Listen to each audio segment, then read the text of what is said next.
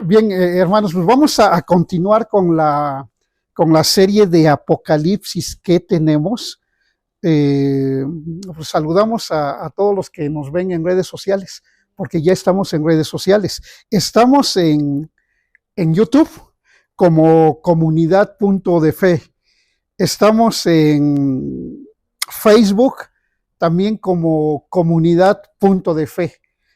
Estamos en Instagram, creo que también como Comunidad Punto de Fe, ¿verdad? Así, si tú pones ahí en Instagram, en YouTube o en TikTok, Comunidad Punto de Fe, y le das clic ahí, te suscribes, le das like, así dicen los youtubers, dale like, ¿no? Ponle notificaciones para que te lleguen todas ellas y puedes ahí escuchar el mensaje que estamos dando aquí en esta mañana. Ok, entonces estamos hablando acerca del libro de Apocalipsis. Hoy vamos a tocar el tema más importante de Apocalipsis. Hoy, este es el tema más importante. Si hablamos dentro del plan de Dios para el hombre, para la salvación del hombre, es uno de los dos más importantes, porque el primero importante, en cuestión de tiempo, en cuestión de secuencia, los dos son relevantes, pero en cuestión de secuencia de tiempo. El primero es la salvación, o sea, la venida de Jesucristo a este mundo para nacer como hombre, cumplir su ministerio, darnos salvación al morir en la cruz. O sea, la primera venida de Jesucristo es, dentro del plan de salvación de Dios para el hombre, es tan relevante, pero el segundo es la segunda venida de Cristo, y todo tiene que ver con Cristo. La primera venida como Salvador y la segunda venida como el Rey de Reyes y Señor de Señores. Entonces, el tema de esta mañana es la segunda venida de Cristo. Es un tema que vamos a estar viendo cuando menos en dos partes. Hoy vamos a ver la primera de ellas, la próxima semana veremos la conclusión, pero este tema es importante. Entonces les pido, hermanos, que pongamos nuestro corazón dispuesto para lo que aprendamos en esta mañana. Estuve pidiéndole al Señor que nos diera un entendimiento de este tema. Seguramente ya lo has escuchado, pero la palabra de Dios siempre trae un nuevo entendimiento, una nueva amplitud. No tanto un nuevo conocimiento, sino un nuevo entendimiento. Entonces, yo te pido que con un corazón abierto escuches, entiendas, y lo que veamos, porque no vamos a ver todo hoy, pero de implicaciones en nuestra vida, en tu vida como cristiano, lo llevemos a cabo. Porque la vida cristiana no consiste solamente en escuchar, no consiste solamente en aprender, no consiste solamente en que pasen los años y nuestra vida no cambia. O sea, nuestra vida debe tener una transformación. La vida cristiana se centra, dice el apóstol Pablo en la carta a los Hebreos, cuando nos invita a correr, dice: despojémonos de todo peso y del pecado que nos oprime, que nos asedia, que nos corrompe, que nos presiona. Dice: y corramos con paciencia la carrera que tenemos por delante, puestos los ojos ¿en quién? En Jesús. Y ahí es donde dice esto importante: el autor y el consumador de la fe. O sea, ya lo hemos hablado, o sea, tu vida cristiana comienza con Jesucristo cuando confías en Él como el Señor y Salvador. Y tu vida, mi vida, termina en Jesucristo solamente de una de dos maneras. O sea, que muramos, dijo Pablo, del Señor somos. O sea, si viene la muerte y tu fe está en Jesucristo, hermanos, no debe de haber temor a la muerte. El cristiano que muere, dice la palabra, que estimada es a los ojos de Jehová la muerte de ¿quién? De sus santos. O sea, si algún cristiano muere, delante de Dios esa muerte es estimada, es valorada por Dios. ¿Por qué? Porque ese creyente que murió, ¿a dónde crees que va? A la presencia de Dios. Por eso dice Pablo, el autor, Cristo, el consumador de la fe, porque sea que vivamos o que muramos, del Señor somos. Entonces, si viene la muerte y tú has puesto tu fe en Jesucristo, eres del Señor y te vas con Él. Como hay un canto por ahí, me voy con Él, me voy con Él. Yo no me quedo, me voy con Él. Habla del arrebatamiento y habla de la muerte también. Pero si el Señor nos da vida y viene el arrebatamiento, ¿quiénes serán arrebatados?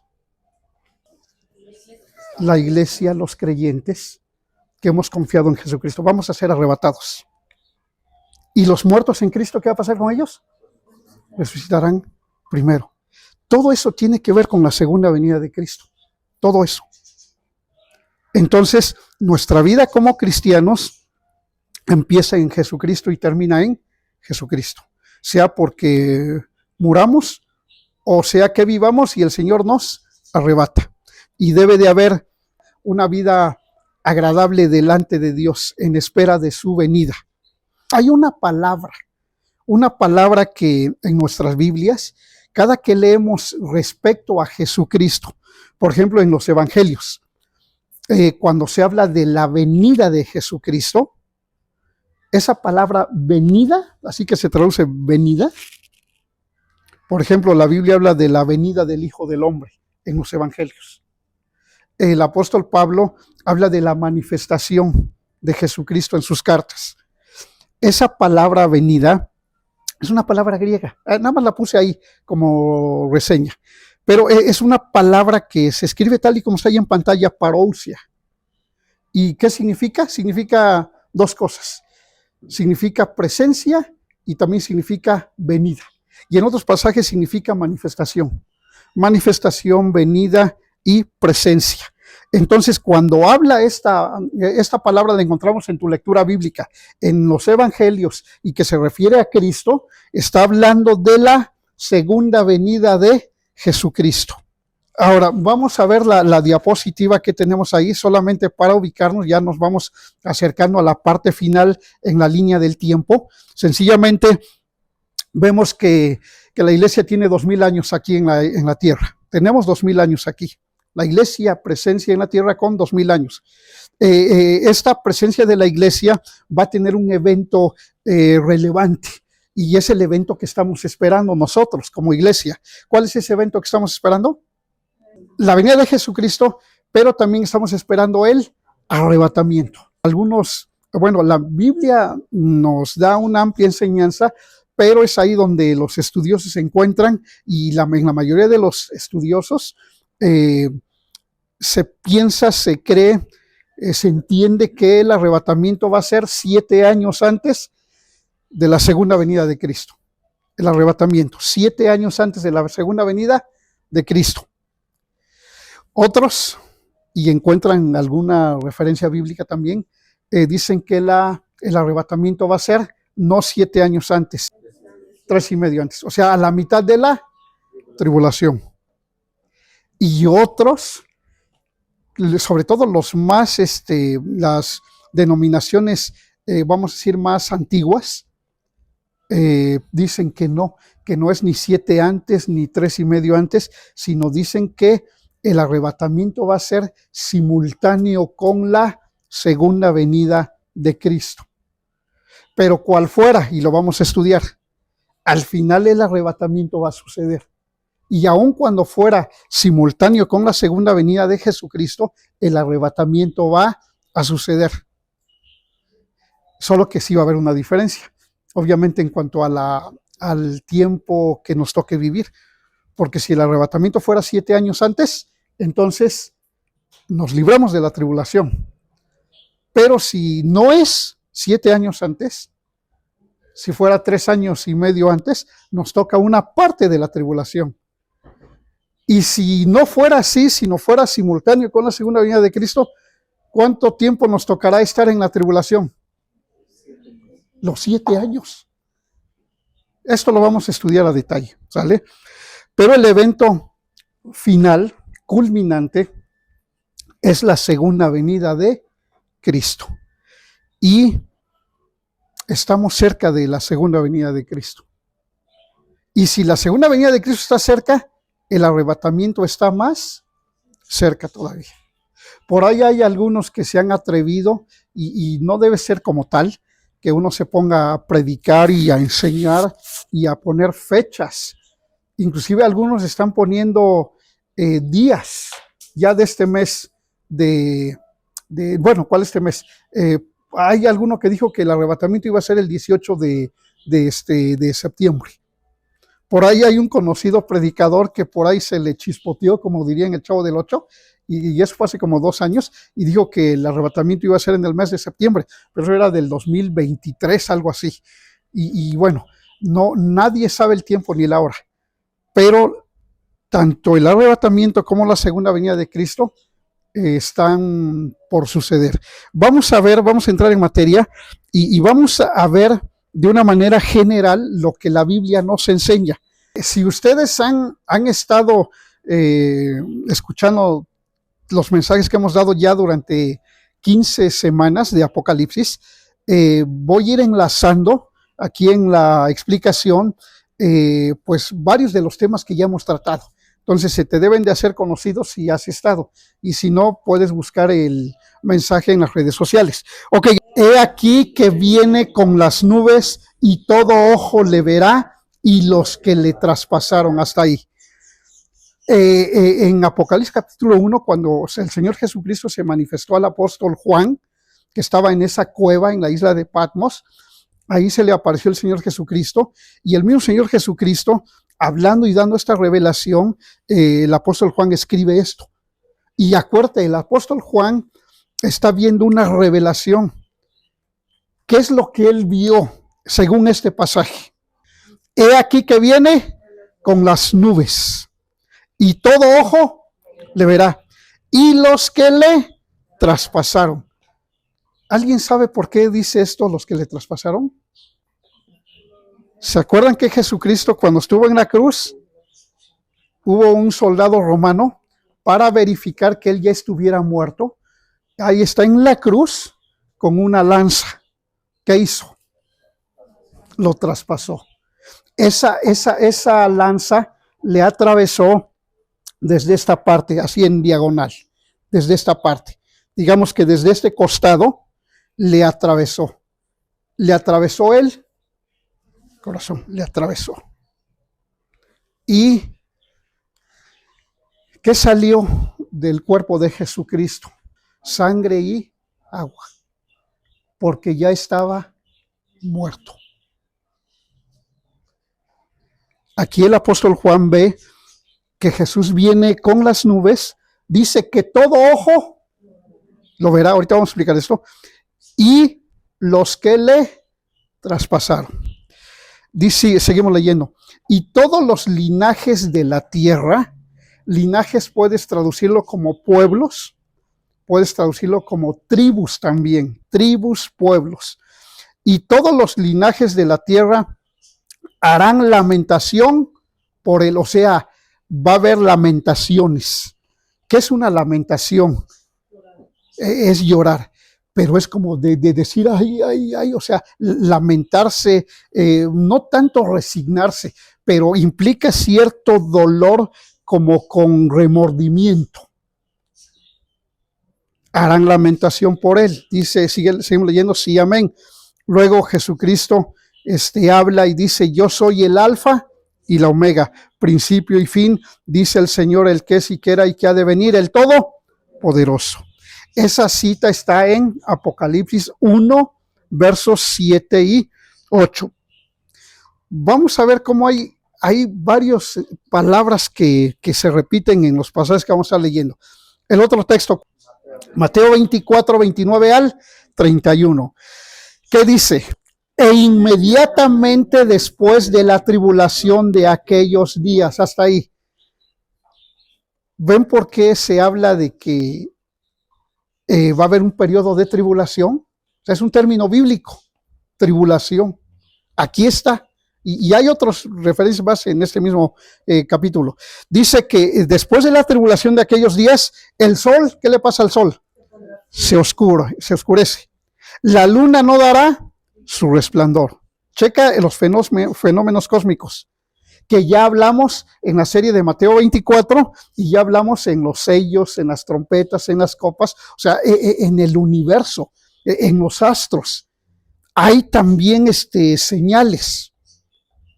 El sol se oscurece, la luna no da su resplandor. Las estrellas, ¿qué le sucede?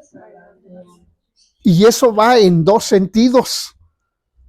¿Quiénes son las estrellas? Ángeles. Pero también, ¿quiénes son las estrellas? Asteroides. Y las estrellas caerán del cielo. Las potencias de los cielos serán. ¿Y quiénes son las potencias de los cielos? Seres altamente poderosos, seres espirituales. Hay potestades celestiales. Dice el apóstol Pablo que nuestra guerra, nuestra lucha, nuestra batalla no es contra carne y sangre. Y da 4 categorías del mundo espiritual, sino contra principados, contra potestades, contra los gobernadores de las tinieblas, contra huestes espirituales de maldad que habitan en las regiones. ¿Y cuáles son las regiones celestes? El segundo cielo. Dice entonces aquí que las potencias de los cielos serán cimbradas, serán sacudidas, dice en otra parte de los evangelios, serán sacudidas, que como la higuera cuando es sacudida, así los cielos, las potencias de los cielos serán sacudidas. Y se refiere también en 2 aspectos. O sea que va a haber fenómenos cósmicos como los de ahorita, el cometa que anda en el espacio, que anda ocasionando mucha, está muy interesada la ciencia, la tecnología, y se dicen 1000 cosas sobre ese cometa.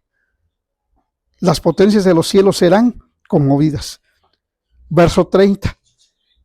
Después de la tribulación, después de que el sol, la luna, las estrellas, todo es conmovido. Verso 30, ¿qué dice? Entonces aparecerá la señal del Hijo del Hombre, ¿en dónde? En el cielo. Ya está hablando de la segunda venida. Y entonces lamentarán, ¿quiénes? Todas las tribus de la tierra. ¿Qué es lo que decía Apocalipsis? Que todos los linajes de la tierra harán, ¿qué? Lamentación. Aquí lo vuelve a decir, que entonces las tribus de la tierra lamentarán y verán al Hijo del Hombre viniendo, ¿dónde? Sobre las nubes del cielo con poder y gran gloria, y enviará a sus ángeles con gran voz de trompeta y juntarán a sus escogidos de los 4 vientos desde un extremo del cielo hasta el otro. Aquí es donde se basan aquellos que hablan de que el arrebatamiento va a ser simultáneo con la segunda venida de Cristo. Aquí está, aquí lo dice de esa manera, vamos a aceptarlo. Sí lo dice de esa manera, que Jesús viene en las nubes y el sol se cimbró las potencias de los cielos, y entonces el Señor se manifiesta en las nubes y envía a sus ángeles a levantar la cosecha, según las parábolas que ya estudiamos. ¿Se acuerdan que también hablamos de las parábolas del reino? ¿Qué es lo que hacen los ángeles cuando el Señor los manda? Levantan la cosecha ahí y la separan. Ahora, vamos a decir, este arrebatamiento, vamos a decirlo así, sucede desde los 4 vientos, o sea, las 4 partes, digamos, de la tierra, los 4 puntos cardinales de la tierra, porque dice desde un extremo del cielo hasta el otro. Este tema que estamos hablando, estamos leyendo puro texto, ya es la segunda venida de Cristo. Ahora, vamos a otro texto que está ahí, Zacarías capítulo 12, verso 8 al 11. Ahora, este pasaje es del Antiguo Testamento.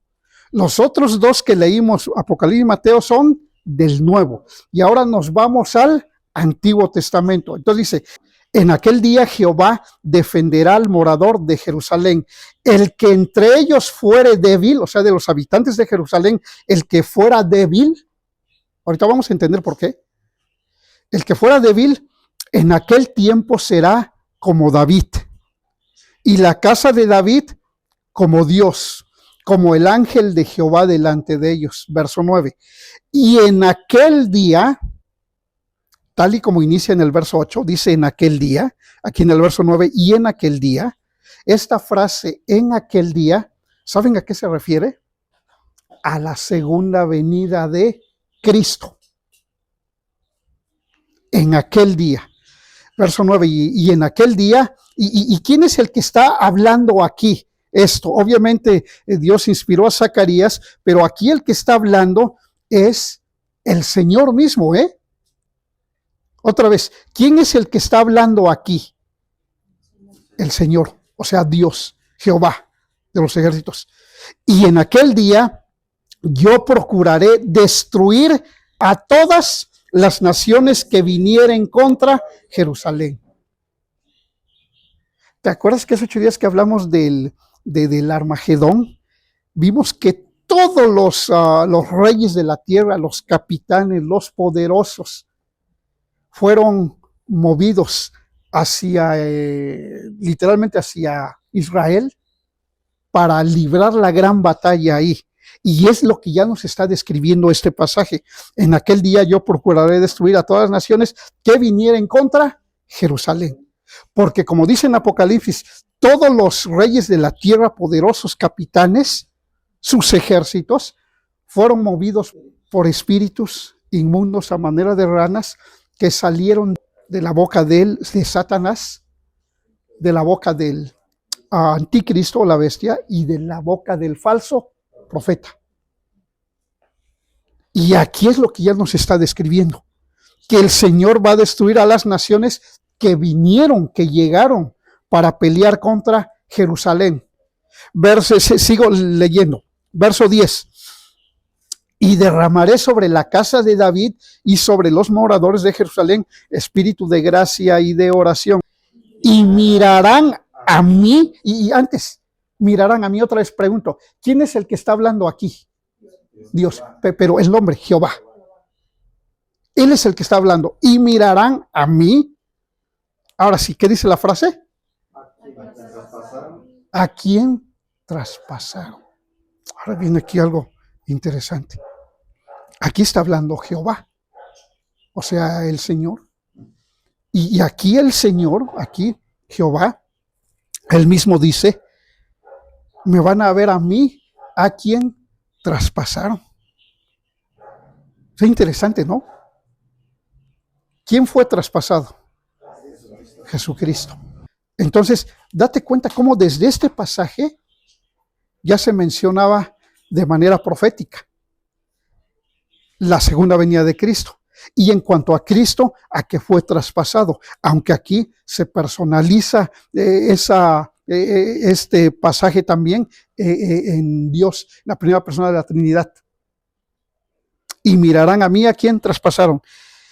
Sigo leyendo, sigan. Y llorarán como se llora por hijo unigénito, afligiéndose por él como quien se aflige por el primogénito.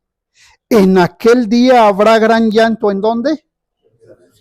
Y los otros dos pasajes que leímos decía que habría grande, ¿qué? Lamentación. Aquí dice que habrá gran llanto en Jerusalén. Ahora, antes de acabar esta cita, acuérdense, hace 8 días hablamos de la batalla de Armagedón. ¿En dónde va a ser esa batalla? Valle de Megiddo. De ahí viene, ahora sí, a Armegido o Armagedón, que es el valle o el monte de Megiddo. Y aquí lo dice el verso 11, en aquel día habrá gran llanto en Jerusalén, como el llanto de Hadad Rimón en el valle de ¿dónde? ¿Saben de qué nos está hablando Zacarías capítulo 12?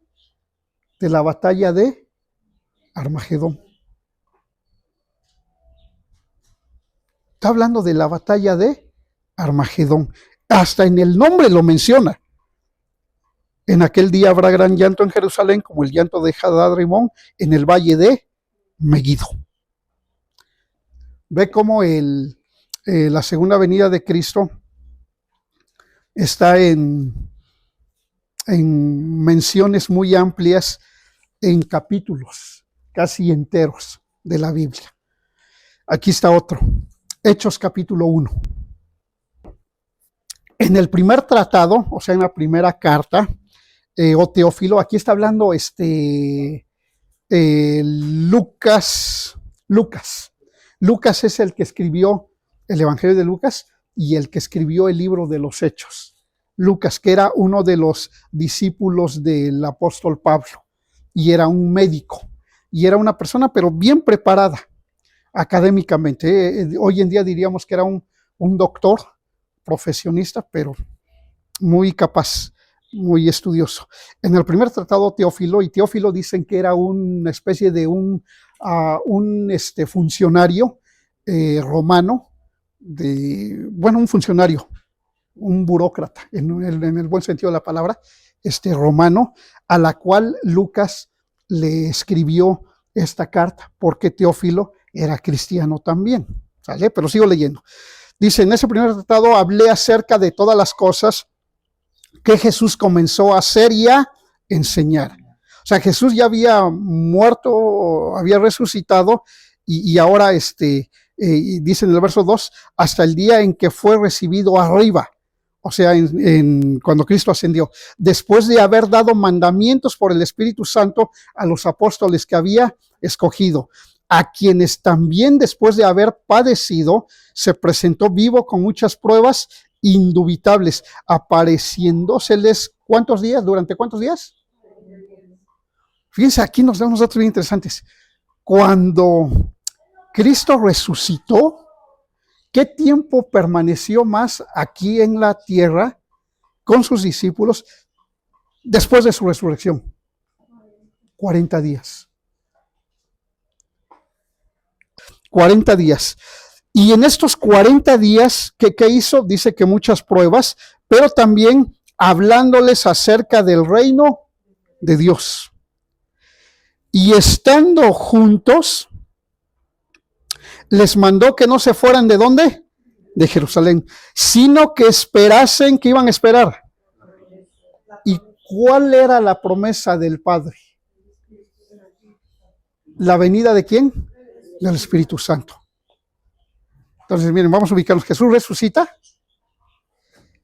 se aparece a sus discípulos durante 40 días, les sigue dando pruebas, les sigue dando enseñanzas, pruebas de su resurrección, y enseñanzas, mandamientos, y les habla acerca del reino de Dios.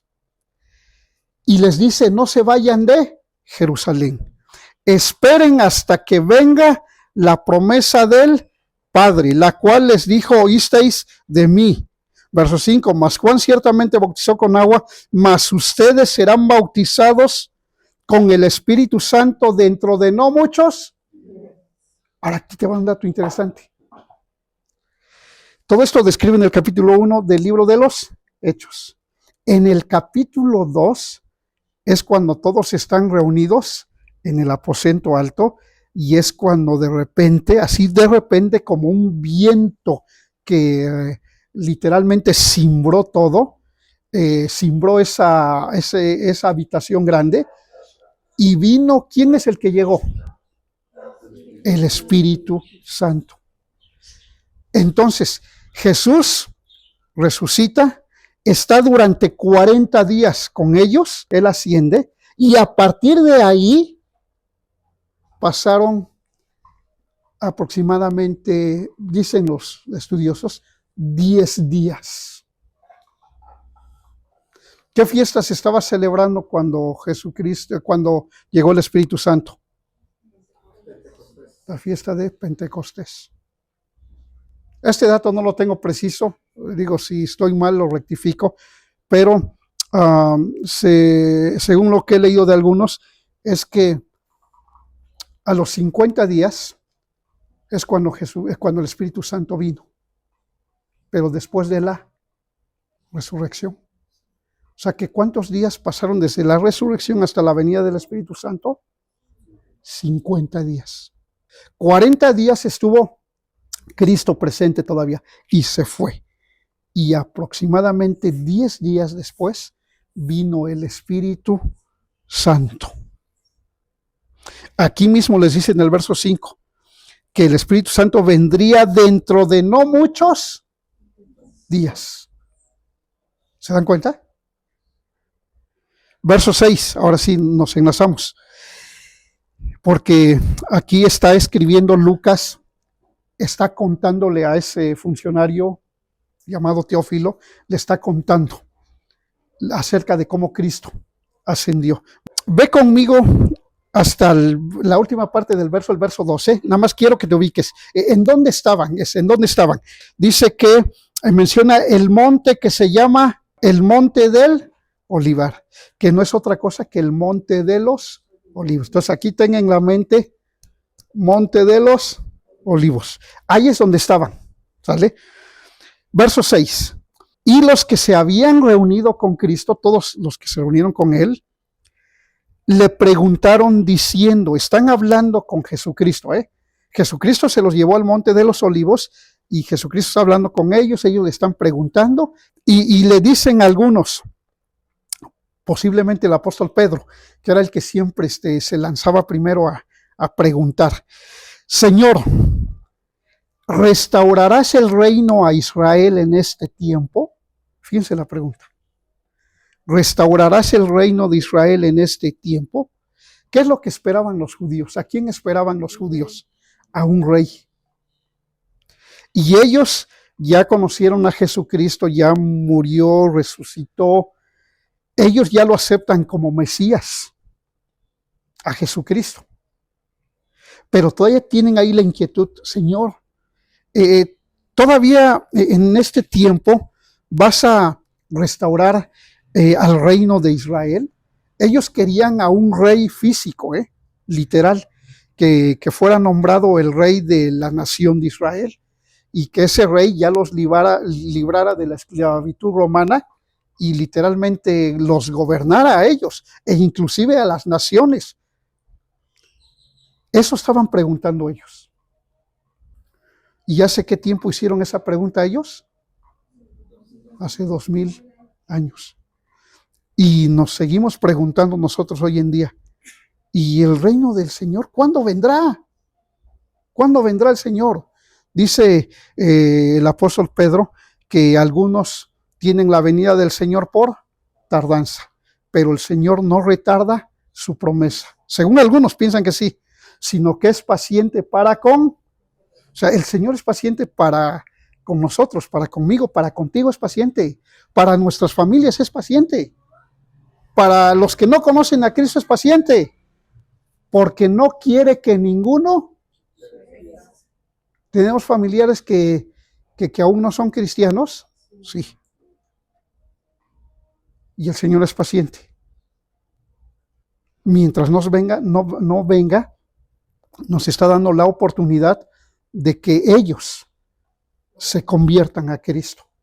Por eso, si tú tienes familiares, hijos, hijas, hermanos en nuestro caso, hermanos, hermanas, sobrinos, sobrinas, abuelitos, no lo sé, qué tantos más, obviamente las amistades, pero hablando de familia, tenemos que orar, hablarles de Jesucristo, porque el Señor sí va a venir a establecer su reino. Aún no, pero ya no está muy lejano. Seguimos leyendo, verso 7. Cuando le preguntaron, Señor, ¿vas a restaurar el reino de Israel en ese tiempo? ¿Qué les dijo él? Nos toca a vosotros saber los tiempos o las sazones que el Padre puso en su sola potestad. O sea, no les toca a ustedes saber. Y aquí esto es interesante, me puse a estudiar esto. Dice tiempos y sazones. O sea, ¿qué es sazones? Tiempos, sazones. La palabra tiempos y la palabra sazones, ambas tienen que ver con tiempo, ambas. Pero aquí le voy a explicar rápidamente. Tiempos, esa primera palabra, los tiempos, tiene que ver con los griegos manejaban dos palabras para hablar del tiempo. Y una de ellas es la palabra cronos, de donde viene reloj. O sea, medidas del tiempo, cronos, cronómetro. Y cuando se habla de esa palabra cronos, significa sencillamente tiempo en general, así, tiempo, una palabra genérica, tiempo, nada más, tiempo. Pero sazones es la otra palabra con la que se describe al tiempo.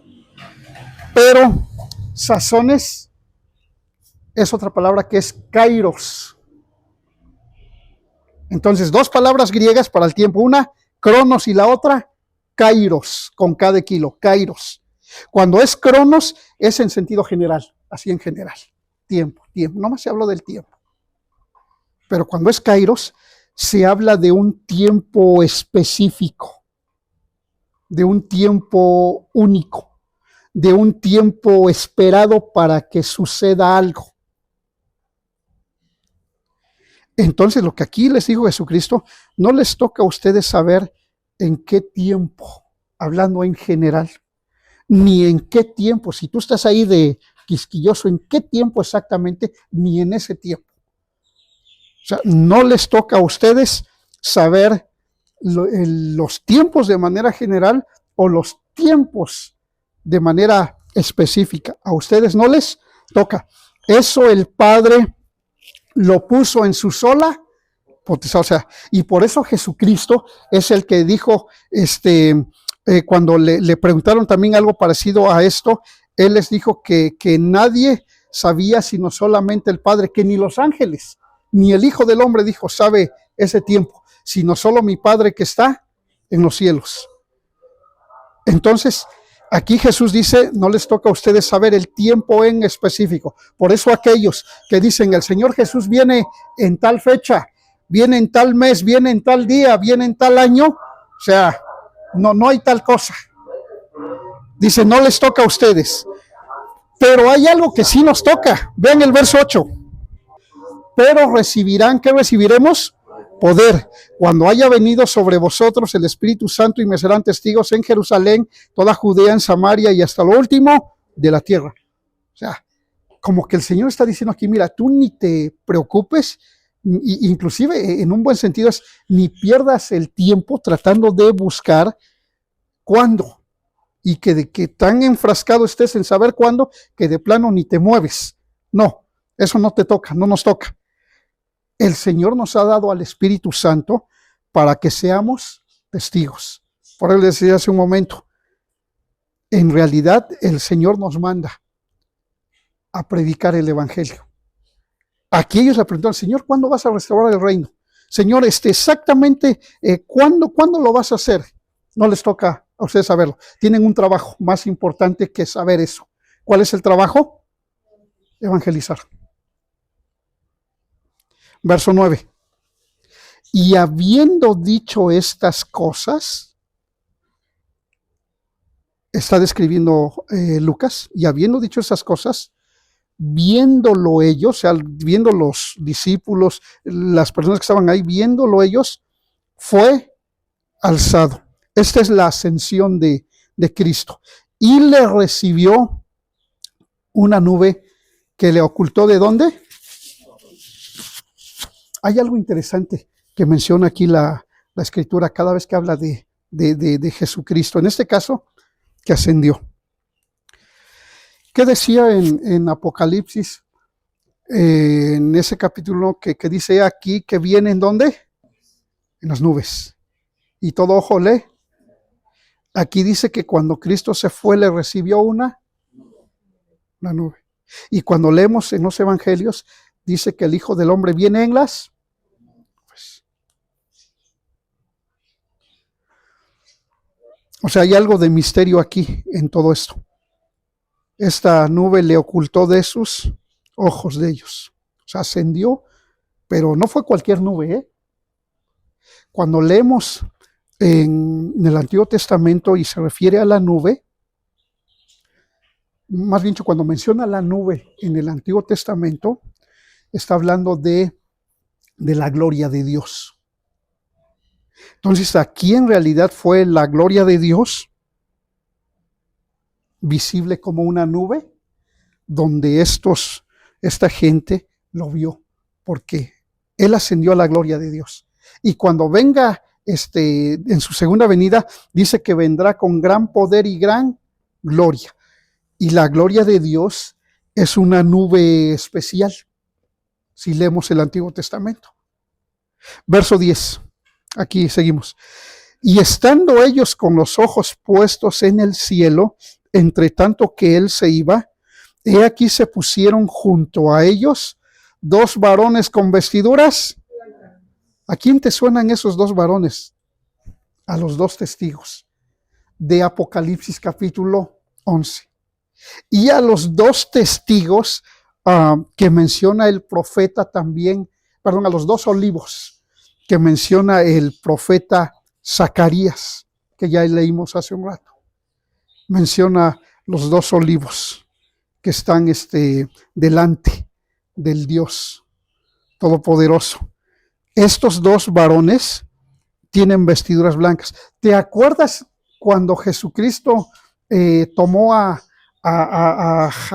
Pedro, a Jacobo y Juan y les digo, vénganse conmigo, vénganse?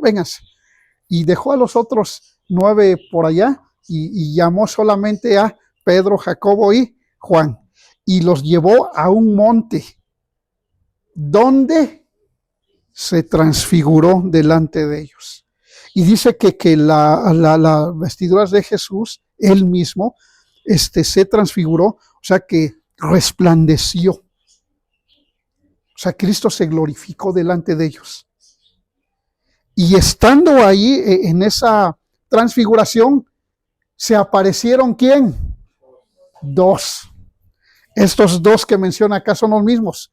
Y los 2 que menciona en Apocalipsis son los mismos. Y los 2 que andan desde hace algunos miles de años que no han muerto, que Dios los tiene por ahí, no sé, guardados, encapsulados, no sé, en otra dimensión, van a venir, que son los 2 testigos.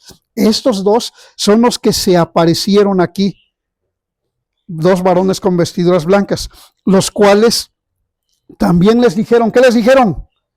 Varones galileos, ¿por qué están mirando al cielo? Este mismo Jesús que ha sido tomado de ustedes al cielo, así vendrá como lo habéis visto ir. Así como lo vieron ir, así vendrá. Verso 12. Entonces volvieron a Jerusalén desde el monte que se llama del Olivar, el cual está cerca de ¿dónde? De Jerusalén, camino de un día de reposo. Esto es lo que describe Hechos capítulo 1. Vámonos a Apocalipsis 19. Entonces vi el cielo abierto. ¿El cielo se podrá abrir? Bueno, solo Dios lo puede abrir.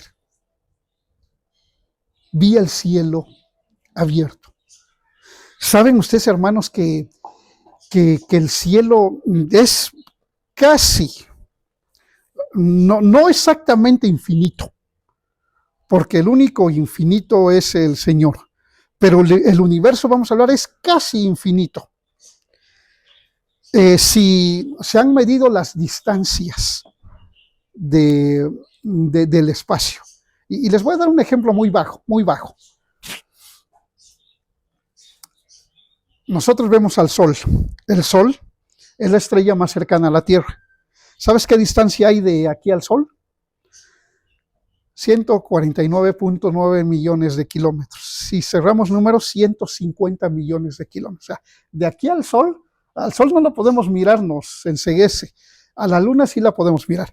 Pero mira, de aquí al Sol son 150 millones de kilómetros. Otra vez, 150 millones de kilómetros. ¿Qué tiempo tarda la luz en llegar cuando el Sol emite su luz en que llegue aquí a la Tierra? ¿Sabes qué tiempo tarda? Aproximadamente 8 minutos. O sea, la luz tarda 8 minutos en llegar hasta nosotros, del Sol a la Tierra. La Luna. Ese sí, la Luna la podemos ver, ¿no? Luna llena, pues ahí la ves, está bien grandota, ¿no? En cualquier momento que veamos la Luna, cualquiera de sus fases, pues bueno, podemos ver a la Luna. ¿Sabes qué distancia hay de aquí a la Luna? 380,000 kilómetros. Creo que dicen que la luz de aquí a la luna, creo que tarda como en 6 segundos llega. Algo así, algo así. Bueno, el cielo es infinito. Además de que los cielos, ¿cuántos cielos tenemos según la Biblia? 3. Este primer cielo es el cielo asignado a nosotros como raza humana. Si leemos Hechos 17, ahí lo dice, que Dios nos asignó en esta tierra como nuestra morada. Por eso es una opinión mía, pero yo he dicho que el hombre no va a llegar a Marte por más que lo intente, ni siquiera a la luna, porque Dios le asignó esta morada al hombre. Y más allá no se va a poder salir. Hasta ahorita solo ha podido mandar sondas. Hay naves no tripuladas. Según fueron a la luna en 1969, pero lo dudo que hayan ido. Entonces, este es el primer cielo. Está el segundo cielo, que es el espacio, las galaxias. Y está el tercer cielo. ¿Se acuerdan que cuando hablamos de Apocalipsis capítulo 4, que cuando el apóstol Juan fue arrebatado al cielo y cuando vio al Señor sentado en su trono, o sea, indescriptible, o sea, pura luz refulgente, medio que vio una silueta ahí, pero dice que el Señor estaba sentado en su trono y delante de su trono, ¿qué se veía? ¿Un mar de qué? Un mar de cristal. Pero estos cielos, primer cielo, segundo cielo, tercer cielo, tienen límites. Tienen límites. Y no se puede pasar, nada más porque sí, de un cielo a otro cielo. El único que lo puede hacer es el Señor Dios Todopoderoso. Aquí el cielo, ¿qué le pasa al cielo? Se abre. Y entonces, ¿quién es el que aparece? Caballo blanco. Y el que lo montaba se llama Fiel y Verdadero. Y con justicia juzga y pelea. Ya está describiendo la entrada de Jesucristo a segundo cielo. Y ya cerca de la tierra, porque el cielo se abre. Y ve que irrumpe, o sea, aquí es una irrupción, o sea, repentinamente se abre y entra. Verso 12, sus ojos, o sea, comienza a ver el apóstol Juan la visión del que monta en el caballo, sus ojos son como llama de fuego. Había en su cabeza muchas diademas o coronas, y tenía un nombre escrito que ninguno conocía sino él mismo. Estaba vestido de una ropa teñida en sangre, y su nombre es el Verbo de Dios. De su boca sale una espada aguda para herir con ella a las naciones, y él las regirá con vara de hierro, y él pisa el lagar del vino del furor y de la ira del Dios Todopoderoso, y en su vestidura y en su muslo tiene escrito este nombre: Rey de Reyes y Señor. Aquí está describiendo a Jesucristo. Dice que venía en un caballo blanco, venía vestido con vestiduras también blancas, pero teñidas en sangre, y su nombre es el Verbo. ¿Quién es el que escribió en el principio era el Verbo, y el Verbo era con Dios, y el Verbo era Dios? El apóstol Juan, en el Evangelio de Juan capítulo 1.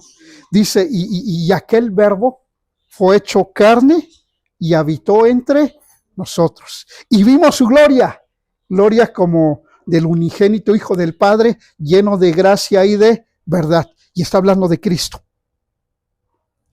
Aquí dice que es el Verbo de Dios, y también le da el título de Rey de Reyes y Señor de Señores. Dice que su boca sale una espada aguda para herir con ella a las.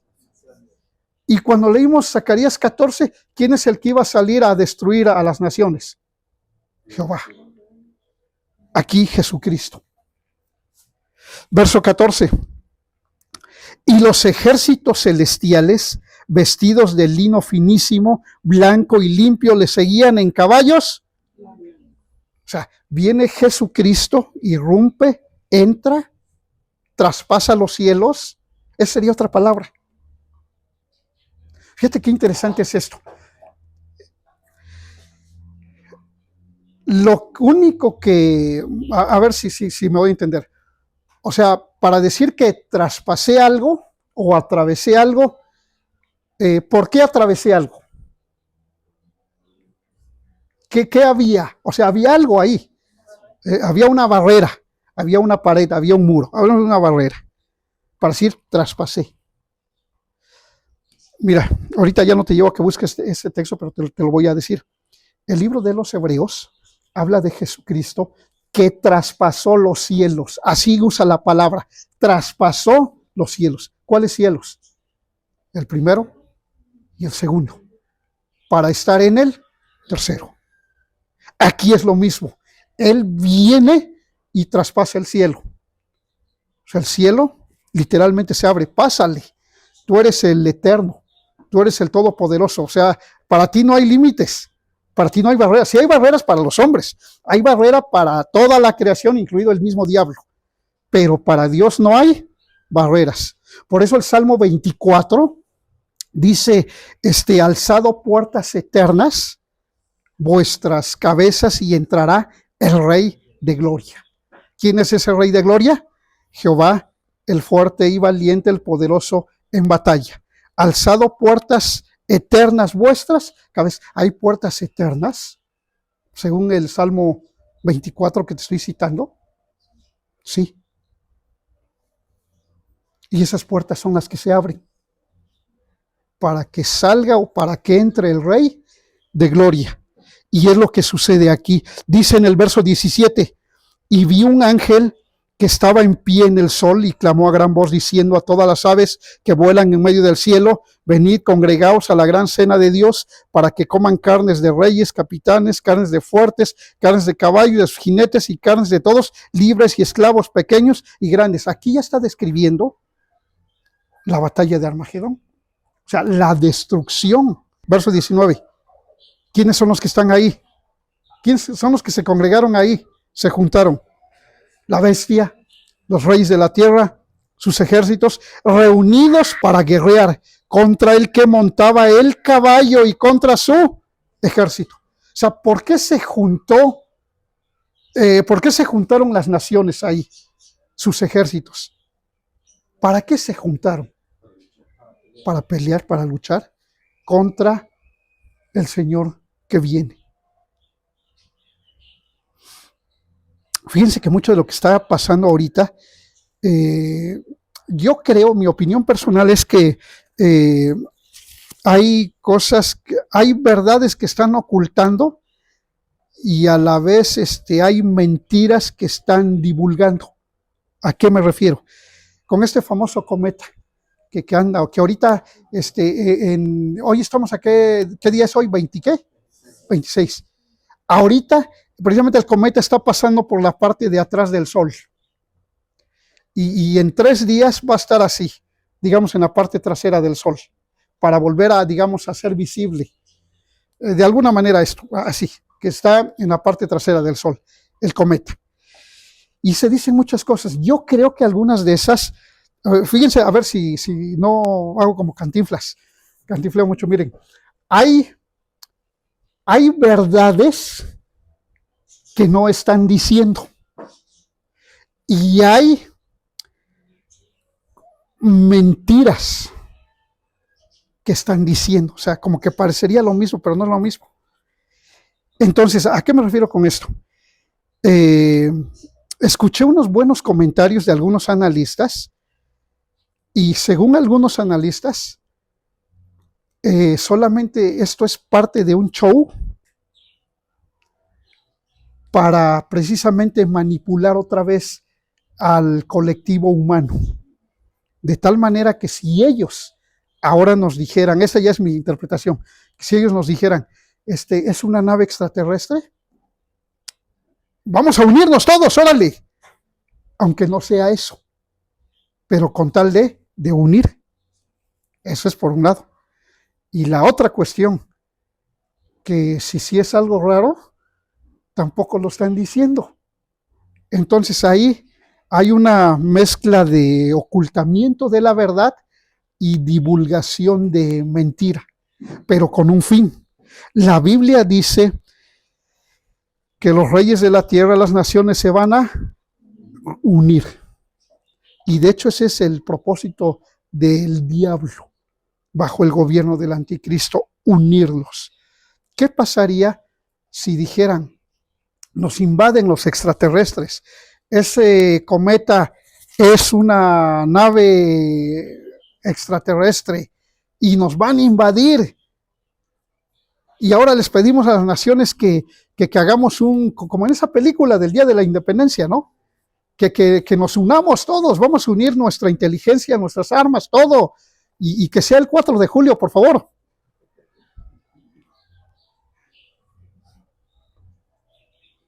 O sea, todo se está acomodando. Ahora, yo me voy a ir más por el lado del plan del misterio de la iniquidad, que ya hablamos. ¿Cuál es el propósito del anticristo y del falso profeta? ¿Qué van a hacer? Engañar. Y esto pudiera ser parte de un plan, para engañar a la humanidad. Y no me extrañaría, porque ¿quién estaría detrás de ese engaño? Si lo hablamos espiritualmente, es el misterio de la iniquidad, que es Satanás, el anticristo que ya por ahí anda, y el falso profeta. Si lo vemos por el lado espiritual. Si lo vemos por el lado estrictamente político, humano, de gobierno humano, son las élites. ¿Y quiénes gobiernan las élites? Otra vez volvemos a lo mismo. El mundo entero está bajo él. ¿Y quién es el maligno? Satanás.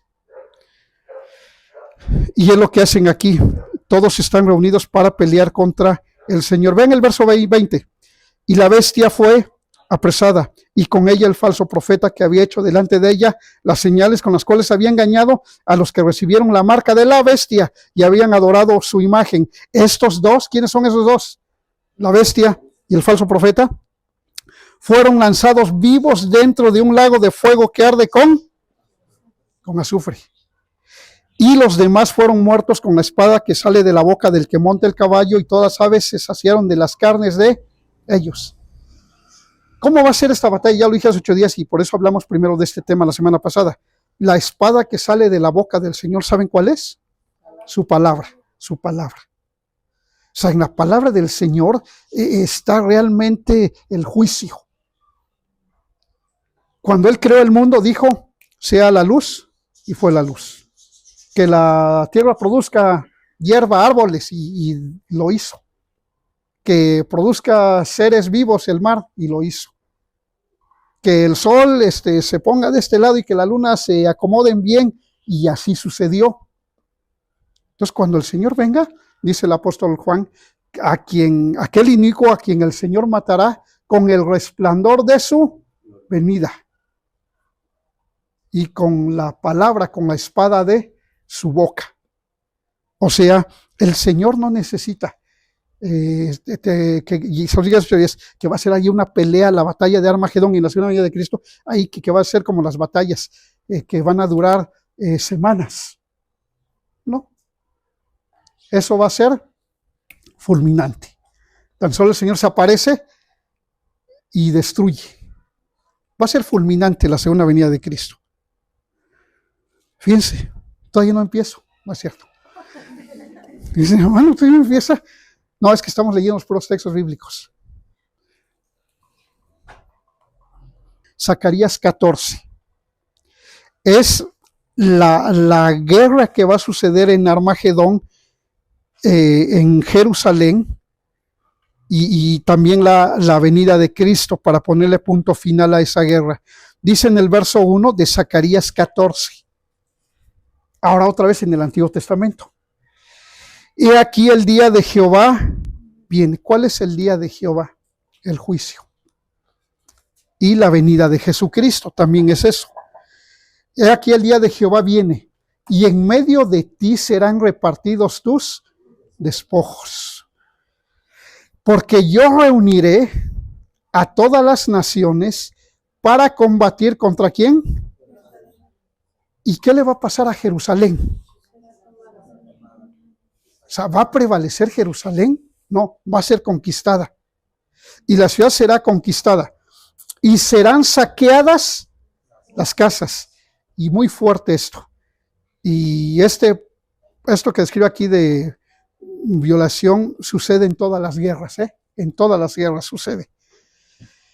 Y la mitad de la ciudad irá en cautiverio, mas el resto del pueblo no será cortado, o sea, no será aniquilado, exterminado de la ciudad. Fíjense, hasta aquí lo que leemos es que cuando las naciones vengan contra Jerusalén en ese conflicto final, o sea, aquí todavía no aparece Jesucristo, todavía no, pero ya se está librando batalla. La ciudad de Jerusalén va a ser tomada, o sea, va a ser conquistada. Las casas van a ser saqueadas y va a haber violación ahí también. Y la mitad de la ciudad de Jerusalén va a ser tomada cautiva, o sea, presa. Y el resto y la mitad de la ciudad se irá en cautiverio, mas el resto del pueblo no será cortado de la ciudad. O sea, Jerusalén es Jerusalén. Ahora te pregunto ahorita, ¿cómo está la ciudad ahorita de Jerusalén en general? ¿Está bien? En general está bien. En la guerra que tienen con Palestina, a Jerusalén está entera. No está pasando nada. O sea, ahorita a Jerusalén no es que no, ahora sí se vinieron y pobres israelíes están destruyendo toda la ciudad. No. Pero según Zacarías 14, previo a la segunda venida de Cristo, que ya se está librando la guerra de Armagedón, no estoy a la batalla final, pero ya es la guerra, Jerusalén va a padecer, Israel va a padecer. O sea, lo que ahorita no padece, lo va a padecer. ¿Cuántas naciones van a venir contra ellos? Todas.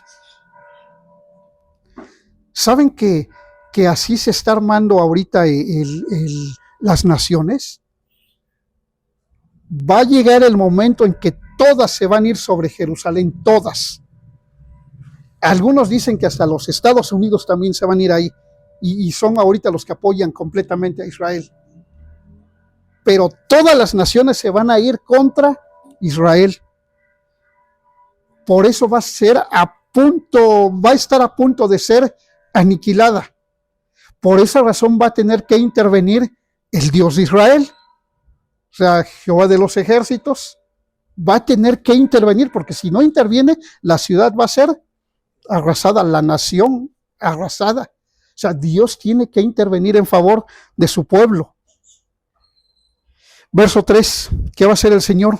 Ahí está. Después saldrá Jehová y peleará con aquellas naciones como peleó en el día de la batalla. O sea, al final llega el Señor a librar a su pueblo. ¿Y cómo crees que va a llegar el Señor a librar a su pueblo? En la segunda venida, que es cuando el cielo se abre y de repente aparece el Señor. Porque Él viene a salvar a su pueblo. Lo va a liberar literalmente. Porque el diablo va a estar a punto de aniquilar a la nación de Israel. Porque Él es el que está moviendo a todas las naciones. Verso 4. Y se afirmarán sus pies en aquel día ¿sobre dónde? ¿Qué dije? ¿Qué leímos hace rato? Jesús cuando ascendió, ¿en dónde estaba? ¿Y qué le dijeron los varones? Así como le vieron ir, así vendrá otra vez. Entonces, ¿a dónde va a llegar Jesús? ¿En qué lugar específico va a descender y va a pisar con sus pies? ¿En dónde? En el monte de los olivos. Y aquí, Zacarías 14, está hablando de Jehová. Y se afirmarán sus pies en aquel día sobre el monte de los olivos que está enfrente de Jerusalén al oriente. Y el monte de los olivos, ¿qué le va a pasar? La ciudad se parte de en medio hacia el oriente y hacia el occidente, haciendo un valle muy grande. Y la mitad del monte se apartará ¿hacia dónde? y la otra mitad hacia él. La otra semana les voy a traer un mapa de esto, de cómo va a quedar ahí, según el pasaje bíblico. Fíjense, es tanta la gloria, la grandeza, el poder de Dios, que tan solo con que el Señor ponga un pie, literal la tierra se parte. Y huiréis al valle de los montes, porque el valle de los montes llegará, y comienza a hablar aquí de lugares en ese tiempo. Huiréis de tal manera que huyeron por causa del terremoto en los días de Usías, rey de Judá. O sea, siempre ha habido terremotos también, y allá en Medio Oriente. Y en mayúsculas, ¿qué tenemos ahí? ¿Qué dice? Y vendrá Jehová mi Dios y con él todos los... Antiguo Testamento, viene Jehová con todos sus santos. ¿Y qué dice Apocalipsis 19? Cuando se abre el cielo, ¿quién es el que aparece? Jesucristo con sus ejércitos. Aquí no lo puse ahorita, pero te lo voy a citar. Judas, el escritor, medio hermano de Santiago, creo. Él, no el Iscariote, sino Judas, el buen discípulo. Él escribió en esa epístola de un capítulo, ahí escribió mencionando a un patriarca de la antigüedad, mencionando a Enoc. Y dice que Enoc escribió y dijo, he aquí que viene el Señor con sus millares de santos. Jehová viene con todos sus santos. ¿Y quién crees que son los santos? La iglesia. O sea, tú. O sea, que en la segunda venida de Cristo, hermanos, vendremos con Él. Es lo que dice la palabra. Y termino, porque checa qué le sucede al lugar físicamente, qué le sucede. Y acontecerá que en ese día cuando el Señor haga su venida, no habrá luz clara ni oscura. Será un día el cual es conocido de Jehová, que no será ni día ni... ¿Cómo será? Pues tal vez como entre un amanecer o en un atardecer. ¿Recuerdas que leímos en los evangelios? Que el sol se oscurecerá, la luna no dará su resplandor. Aquí están describiéndose esos efectos también. No va a ser ni día ni noche. Pero sucederá que al caer la tarde, ¿qué habrá? Luz. Verso 8. Acontecerá también en aquel día, una vez que vino Jesucristo, que posó sus pies en el monte de los olivos, que se partió ese lugar, que saldrán de Jerusalén. ¿Qué van a salir de Jerusalén? Aguas vivas. Ahí dice un río en la versión de niños que tiene Lina, que es una buena versión. Saldrá un río de aguas vivas. La mitad de ellas hacia el mar oriental y la otra mitad hacia el mar occidental en verano y en invierno. ¿Saben qué va a pasar, hermano? Cuando Jesús venga y pose sus pies, además de destruir a los enemigos, ahí en el monte de los olivos, ahí en Jerusalén, la ciudad se va a partir, el monte se va a partir en dos. Y literalmente se va a unir el mar Mediterráneo con el mar, va a pasar por el mar Muerto, seguramente, porque dice en Ezequiel que esas aguas se van a volver aguas de vida, y hacia el mar Rojo posiblemente. Se va a partir, ahí se va a hacer un gran valle, y ahí va a surgir un río que sale de Jerusalén, un río de aguas vivas. ¿Saben dónde se encuentra eso? Si tú lees Ezequiel capítulo 40 al 48, creo que es el capítulo 47, el de las aguas salutíferas, lleva ese título, ese capítulo. Y vean, verso 9, y Jehová será rey sobre toda la tierra, en aquel día Jehová será uno y uno su nombre. ¿Va a ser rey el Señor sobre toda? ¿Cómo viene Jesucristo? Cuando Él viene en el caballo y lleva un nombre, y lleva un título, y es llamado Rey de Reyes y Señor de Señores. Y cuando inicia el capítulo 20, que ya se aprisiona a Satanás, se le lanza ya al abismo y comienza el reino de 1000 años, donde gobierna Jesucristo. Aquí Dice que en aquel día Jehová será uno y uno su nombre, y reinará, será rey sobre toda. Está hablando del milenio. ¿Se dan cuenta? Solo leímos la Biblia. Ahorita no les di ningún punto. Eso lo vamos a ver la otra semana. Pero estos pasajes hablan de la segunda venida de Cristo. Y terminamos. ¿Qué tenemos que hacer nosotros? Prepararnos, lo que decía el apóstol Pablo, que él estaba listo, que había peleado la buena batalla, había terminado la carrera y había guardado la fe. Nosotros debemos estar en la carrera. Tú como cristiano, no te detengas, hermano, no te detengas, de veras, es muy fácil detenerse. Si nos detenemos, y esto, fíjense el ejemplo rápido. Cuando uno, y tiene que ver, vamos a hablar de aquí cuando nos congregamos, y hablo específicamente de aquí porque pues venimos aquí, ¿no? Si falta una vez, debo tener cuidado con faltar una segunda vez. Hasta parece que esto se puede ver. Ya falté una vez. Es más fácil que falte la segunda vez. Y cuando te das cuenta, vamos así. Dice la palabra que nos vamos deslizando. Nos vamos deslizando. Dice que debemos mirar con diligencia, no sea cómo andamos, no sea que nos deslicemos.